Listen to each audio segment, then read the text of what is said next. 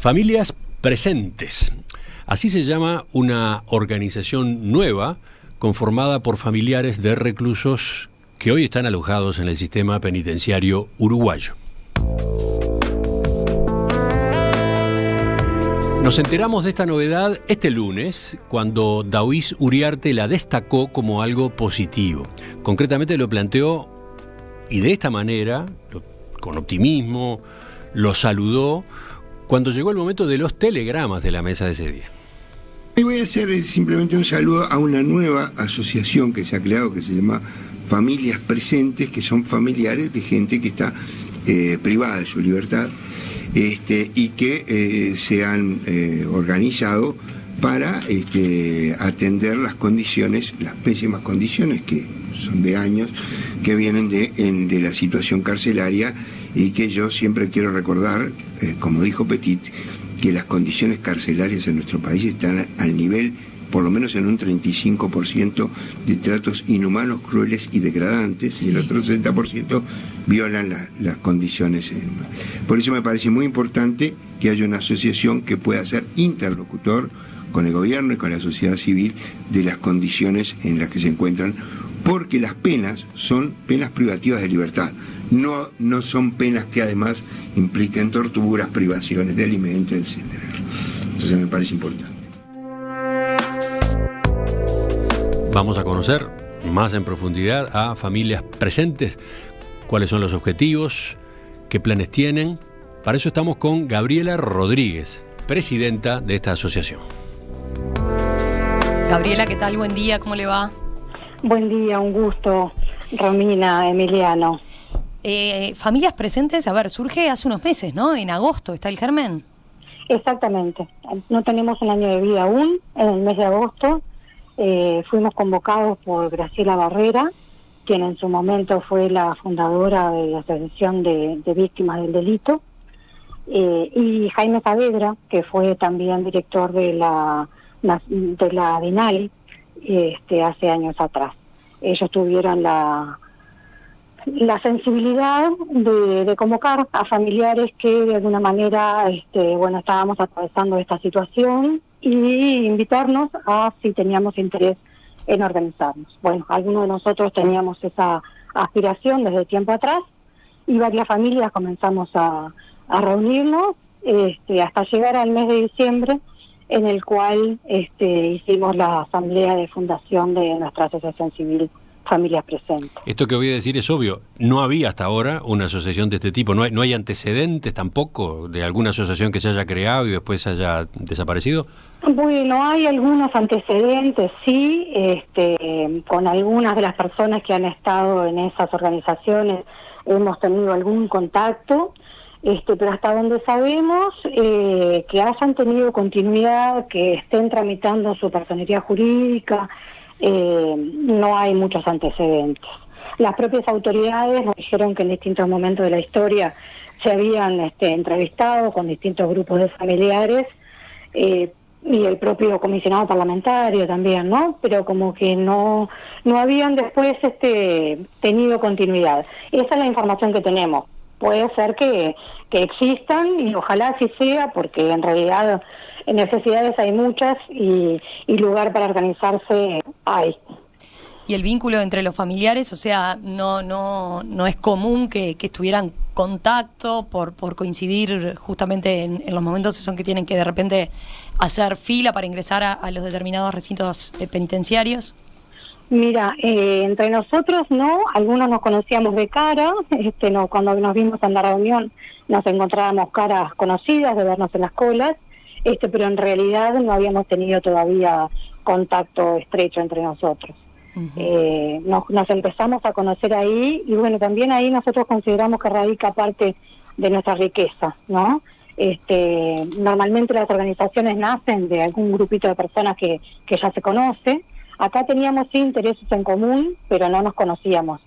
Pero rápidamente pudimos encontrar los puntos de contacto, sobre todo pensando desde qué lugar uno quería llevar adelante esta tarea, ¿no? Y nosotros rápidamente definimos que el enfoque de derechos humanos era para nosotros un corte transversal. que queríamos trabajar desde esa perspectiva, desde una perspectiva constructiva, donde sí, por supuesto, hay lugar al reclamo y a la queja ante las autoridades que tengan la competencia de las cosas que no están bien, pero donde también queríamos reclamar un lugar de voz y de participación. Y bueno, y en ese camino estamos construyendo. Ahora profundizamos en eso, pero quería plantearle, a ver, el diagnóstico que ustedes hacen, lo que señalan, es de alguna manera conocido, ¿no? Han señalado, lo han señalado también Naciones Unidas, el comisionado parlamentario para el sistema penitenciario en sus distintos informes. Exacto. Y eso que se plantea en esos informes y que por lo menos para nosotros es muy importante porque es una voz objetiva y una voz que lo señala desde la investigación de los datos, nosotros lo vivimos en carne propia, ¿verdad? Uh-huh. El hacinamiento de nuestros familiares en la mayor parte de los recintos penitenciarios, la falta de actividades, la muy escasa atención de salud y aún mucho más deficitaria la atención de salud mental, el encierro muy pronunciado, donde en muchas unidades las personas están encerradas 24 horas, 7 días a la semana, donde hay solamente 1 hora de patio en la semana, y que nosotros muchas veces después constatamos que de esa hora se convierte en 15 minutos porque la agresividad acumulada durante una semana hace que a los 15 minutos la guardia corte el patio porque hubo problemas entre ellos. Entonces, nada está abonando, o muy poco se está abonando a la rehabilitación, al desistimiento del delito, al tratamiento de lo que nosotros decimos del consumo problemático de drogas, porque también es importante señalar, y esto es muy grave, que el 80% de los privados de libertad en nuestro país tienen problemas de consumo problemático de drogas. ¿Qué porcentaje dijo? ¿Puede repetirlo? 80%. 80%. Y eso es un dato también de la oficina del comisionado parlamentario, ¿verdad? Alrededor del 80%. Entonces, uno se pregunta, ¿esas personas tendrían que estar privados de su libertad en un instituto, en una unidad penitenciaria, o tendrían que estar cumpliendo su pena en un centro de rehabilitación terapéutico? ¿Verdad? Porque a veces sí cometieron un delito, pero cometieron el delito para poder delinquir, para poder consumir o para pagar deudas de consumo. Entonces ahí estamos en un problema grave. Y eso atraviesa toda la convivencia carcelaria, porque atraviesa todos los vínculos adentro de la cárcel. Y después está la situación que vivimos los familiares en tanto tales. Ahí ¿no? está, ese es otro punto que ustedes marcan, ¿no? La situación de los propios reclusos y también la de los familiares en lo que son las visitas. Pero pensando, claro, ustedes a este diagnóstico que quizás ya es conocido, le aportan ese contacto directo, día a día, y en este caso, claro, en el de las propias familias que se encuentran semana a semana yendo y pasando por, entre otras cosas, las revisaciones. Entre otras cosas, las revisaciones, exacto, donde en algunos casos, tanto la revisión de los paquetes, que es lo que uno lleva, producto de limpieza, higiene personal y algunos víveres, como de las propias personas.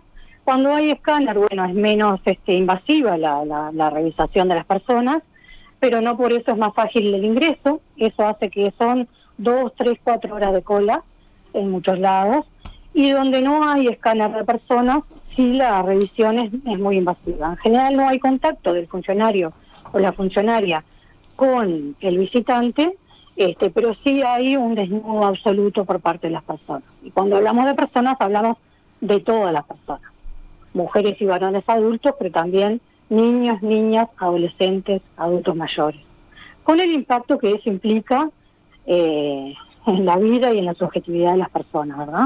Más allá del momento puntual de la revisación. Uh-huh. También hablan de las condiciones de visita en que se da ese encuentro. Exacto. A ver, también hay heterogeneidad, pero hay lugares donde no hay bancos, donde no hay mesas, donde las personas tienen que estar como puedan, sentadas en el piso, paradas, donde a veces también el propio espacio de visita es un espacio hostil entre los propios privados de libertad, donde hay familiares que manifiestan no querer ir porque, bueno, se sienten en riesgo, donde mucho menos a veces llevar niños, por eso mismo, y todo eso está provocado también por ese encierro, por esa falta de actividad. Cuando hablamos de falta de actividad estamos hablando de que no hay oportunidades laborales, de que hay algunas posibilidades mejores de continuidad educativa de primaria o secundaria, y la Universidad de la República está inserta también, pero son pocos los que acceden porque pocos tienen secundaria terminada, pero también hay poca actividad cultural y recreativa, o sea, de salir a jugar al fútbol, que es una forma de canalizar energía positivamente, ni siquiera eso está. Entonces todo eso hace que muchas veces los espacios de encuentro, que son la visita o esa hora de patio semanal, se conviertan en espacio también de resolver todo tipo de conflicto que se da en cualquier convivencia humana, y en estas condiciones con más crudeza, ¿verdad? Entonces, sobre todo eso nosotros estamos queriendo, alzar la voz, visibilizar estos temas, porque como tú decías, son temas conocidos, pero de alguna manera nosotros le aportamos la voz de la vivencia. Y a la voz le queremos, de detección del problema y de constatación en la realidad de lo que dicen los informes, agregarle también, capacidad de propuesta. Ahí ustedes remarcan en un documento que vi donde se presentan lo que es inexistencia de alguna forma de espacios institucionales donde las familias puedan ir a hacer sus reclamos, a hablar de carencias que ven, que perciben. Eso, por ejemplo, en los distintos centros penitenciarios no hay una oficina donde el familiar pueda ir y manifestar determinada inquietud. Exactamente. Es uno de los elementos los enfoques que hoy estamos tratando de trabajar con el INR, con el Instituto Nacional de Rehabilitación, que nos hemos reunido con el director Mendoza y su equipo, donde planteamos justamente esto. Si a todo esto le agregamos que las familias no tienen un lugar donde informarse, donde las puedan orientar de distintos aspectos vinculados a la vida carcelaria y de sus familiares, esto se hace aún más crítico, ¿no? Y efectivamente en muy pocas unidades penitenciarias existe un servicio de atención a la familia especializado, porque no quiere decir que no haya un funcionario que si la familia hace una pregunta no se la responda, pero seguramente no siempre tiene la respuesta que corresponde, no siempre lo sabe decir de la manera que el familiar lo pueda comprender, no hay un equipo técnico para atención a la familia. Entonces eso lo consideramos nosotros que es lo mínimo que la familia debería recibir del INR, y hemos planteado a las autoridades empezar a trabajar en forma conjunta sobre este aspecto. Tenemos una reunión en la segunda quincena de marzo para trabajar sobre este aspecto. ¿Se han tenido contacto entonces con las autoridades? Sí. ¿Cuál ha sido la receptividad? Bueno, la receptividad ha sido muy buena. Fueron reuniones de presentación en el año pasado, y ya este año comenzamos reuniones ya como de planteos más concretos. Nos reunimos el año pasado con el INR, como te decía, con el comisionado parlamentario y con Daniel Radío, que es el secretario de la Junta Nacional de Drogas, por la incidencia que el consumo tiene en la convivencia carcelaria. Y este año ya estamos trabajando con INR y con comisionado. Nos hemos planteado hacer una propuesta conjunta al INR que la vamos a estar trabajando en los próximos días. También estamos tratando de tejer lazos con la sociedad civil y con el resto de la institucionalidad, con lo cual con distintos servicios universitarios estamos viendo qué podemos instrumentar juntos y en qué nos pueden apoyar para esto. De ahí que con el Instituto de Derechos Humanos de Facultad de Derecho, que la dirección está a cargo de David Uriarte, estamos empezando a pensar algunas actividades, ¿verdad? También con ciencias sociales, con psicología. De alguna forma buscan entonces generar estos vínculos también, entiendo, para que... solemos hablar de este tema, ¿no? De la situación que viven las personas privadas de libertad, de las condiciones en las que están, pero en líneas generales la sociedad tiene poco presente en el día a día, a la hora de hacer los reclamos, por ejemplo, es ese aspecto, ¿no? Ustedes quieren por ese lado concientizar a la ciudadanía. Exactamente, porque son de los temas que como ciudadanos, como integrantes de la sociedad, preferimos barrer para abajo la alfombra y no verlos, ¿no? Porque nos parece que si no los vemos los problemas no existen, hasta que de alguna manera se nos presentan frente a nosotros con la claridad como lamentablemente nos ha pasado a nosotros como familiares. Entonces sí, el sensibilizarnos como sociedad es uno de nuestros objetivos, porque entendemos que hay responsabilidades del Estado clarísimas en la violación de los derechos humanos en las unidades penitenciarias, pero también eso es permitido por una sociedad que en buena medida ha pedido más penas más largas, más prisionalización. Somos de los países de América Latina con mayor índice de prisionalización, y eso no es casualidad. Lamentablemente, nuestra sociedad ha ido entendiendo que esa es la solución. Y no hay ningún estudio teórico ni ninguna práctica que avale esos hechos. Por el contrario, a más prisión, a prisiones más largas, a peores condiciones de encarcelamiento, más ruptura de la integración social. Usted decía, bueno, van a empezar a trabajar incluso con el comisionado parlamentario para elaborar propuestas conjuntas para el Instituto Nacional de Rehabilitación, sabiendo que todavía es prematuro, pero ¿a qué apuntan o por dónde iría lo distinto que ustedes pueden aportar desde ese lado? Bueno, en realidad,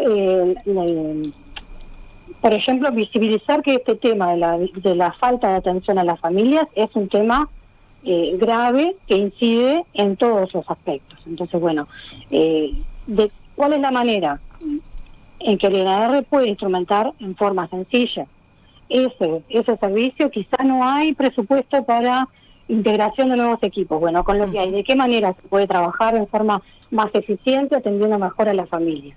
Y nosotros, como organización de la sociedad civil, hacer un seguimiento de eso.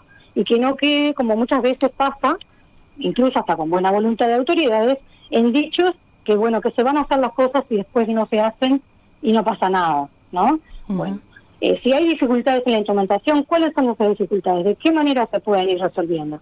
Eso sería como ir haciendo un seguimiento. Después, en lo que tiene que ver con la instrumentación de actividades dentro de las cárceles, bueno, es otro foco importante, y especialmente nosotros este año, se lo hemos planteado a las autoridades, queremos trabajar en propuestas concretas, o sea, que con las autoridades nos puedan plantear cuáles son las propuestas concretas que pueden hacer para mejoras en las condiciones de convivencia en algunos centros, que son los más críticos del área metropolitana, que son algunos módulos de CONCAT, el Penal de Libertad y la cárcel de Canelones. Ustedes recordarán que hace menos de 2 semanas, en la cárcel de Canelones falleció una persona privada de libertad incendiada. Bueno, esas cosas no pueden suceder, no deberían suceder bajo ningún principio. Sin embargo, en nuestro país cotidianamente tenemos muertes de distinta índole en nuestras cárceles.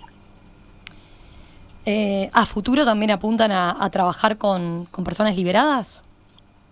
Sí, forma parte de nuestros objetivos, porque, a ver, la etapa de liberado es otra etapa muy crítica, porque si adentro se vivió el adentro de esta manera, con todas estas carencias, ¿cuáles son las posibilidades que esa persona tiene al salir de integrarse a su sociedad? Cuando muchas veces nosotros hablamos de las personas, de las familias que visitan a las personas privadas de libertad, pero la amplia mayoría de las personas no tienen visitas por diversas razones. Los vínculos familiares muchas veces ya están rotos. Entonces, si al salir no hay familia que acoja. Ese es un dato no menor, ¿no? O sea, no ustedes representan a los familiares, representan a aquellos, de alguna forma pueden representar a aquellos reclusos que sí tienen ese vínculo todavía con el exterior, que sí tienen a alguien que los vaya a visitar, que sí tienen un contacto con alguien que los quiere.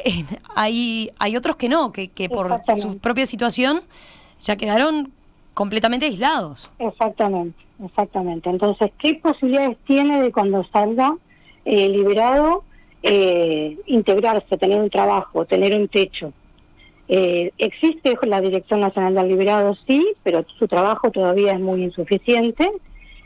Nosotros decimos que el trabajo para cuando la persona es liberada tiene que empezar el día que entra. O sea, cuando durante todo el proceso de prisión se tiene que preparar el afuera, vivir mejor el adentro, porque tiene derecho, porque como escuchábamos recién a David Uriarte, las personas tienen una pena que le impuso la justicia por un error cometido, pero esa pena se cumple con años de cárcel, pero no con todas esas condiciones inhumanas de vida, que van a recaer en un futuro liberado mucho más grave probablemente que la situación de vida que tenía cuando entró. Entonces es nuestra aspiración en algún momento trabajar sobre eso, pero ya te digo, no trabajando cuando la persona sale, sino mejorando las condiciones de vida durante todo el proceso. Va a ser la mejor manera que tenga un afuera más digno y mejor integrado a todos nosotros, que es lo que no deberíamos perder de vista como sociedad. Que esas personas que cometieron un error y que están pagando por eso dentro de una cárcel, mañana van a volver a ser parte nuestra, porque esto es un ida y vuelta. Y ninguno de nosotros tampoco está libre de mañana estar en una condición como lo que están ellos. Tengo varios mensajes, hay oyentes que dicen que saludan la creación de la organización porque puede ser un catalizador constructivo y eso de alguna forma traer voz, la voz perdida de miles de familias, ¿no?, que están pasando esta situación. Hay quien señala, terrible la nota, lo que usted está describiendo. Somos un papelón como sociedad, dice Gustavo. Hay quien dice, Carolina concretamente dice: buen día, celebro esta organización de familiares de privados de libertad. Soy educadora hace 3 años en cárcel de Canelones. Celebro esta iniciativa y visibilizar estos problemas, pues no hay sociedad sana posible si no apostamos a sanar el tejido social juntos. Y es posible, dice, soy testigo de ellos y de hecho se pone en contacto para buscar formas de trabajo en conjunto, así que después cualquier cosa hacemos el nexo por allí. Perfecto. Hablando de eso, de todas maneras, lo describe muy bien, ¿no? Carolina describe muy bien, a quien no conozco, lo que veníamos hablando. Nosotros tenemos un correo electrónico que es familiaspresentes.2022@gmail.com, al cual nos pueden escribir y a partir de ahí quedamos en contacto y intercambiamos celulares. También, por supuesto, Romina, el teléfono que figura en producción lo pueden brindar a quien se comunique con ustedes. Perfecto. Gabriela Rodríguez, presidenta de Familias Presentes, madre de un recluso. Gracias por estos minutos esta mañana aquí en Perspectiva. Volvemos a conversar seguramente dentro de unos meses cuando ustedes avancen y sigan y empiecen a trabajar ya en esas propuestas concretas que van a presentar, entre otras cosas. Un abrazo. Bien, te puedo hacer una última, pasar una visita el lunes próximo, el lunes 13 de marzo, a las 18 horas vamos a hacer un plenario con familias nuevas, que va a ser un plenario presencial y virtual, con lo cual en Montevideo, quienes puedan participar presencialmente, es en San Andrés 320 Casi Colón, en la Ciudad Vieja, y quienes no, y se comuniquen a través del correo electrónico, les podemos pasar el link para sumarse a la reunión. Perfecto. Muchas gracias. Muchísimas gracias a ustedes. Adiós.